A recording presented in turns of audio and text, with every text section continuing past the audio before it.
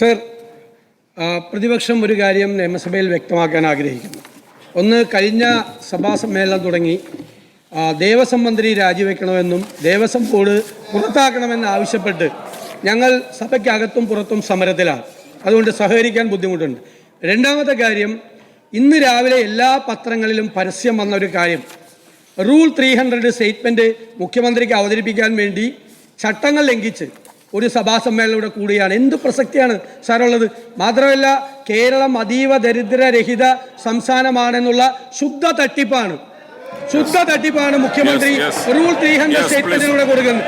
അതുകൊണ്ട് ഞങ്ങൾ അതിനോട് കൂട്ടുനിൽക്കാൻ ഞങ്ങളില്ല. ഈ സഭയെ അവഹേളിച്ചുകൊണ്ടാണ് ഇന്ന് ഈ റൂൾ 300 രാവിലെ പത്രത്തിൽ വന്ന പരസ്യം മുഖ്യമന്ത്രി റൂൾ 300 വായിക്കുന്നതിൽ എന്ത് പ്രസക്തിയാണ്? ഞങ്ങൾ അതുകൊണ്ട് ഈ സഭാ നടപടികൾ പൂർണ്ണമായി ബഹിഷ്കരിക്കുന്നു. ബഹുമാനപ്പെട്ട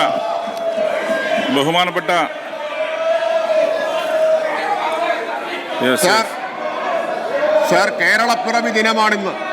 കേരളപ്പിറവി ദിനത്തിൽ കേരളം കൈവരിച്ചൊരു ചരിത്ര നേട്ടം അതിൽ അഭിമാനിക്കുന്നതിന് പകരം അത് സഹിക്കവയ്യാതെ ഇറങ്ങിപ്പോകുന്ന പ്രതിപക്ഷത്തെ ചരിത്രം എക്കാലത്തും വിലയിരുത്തും സർ. ചരിത്രം ഇവരെ കുറ്റക്കാരെന്ന് വിധിക്കും സർ.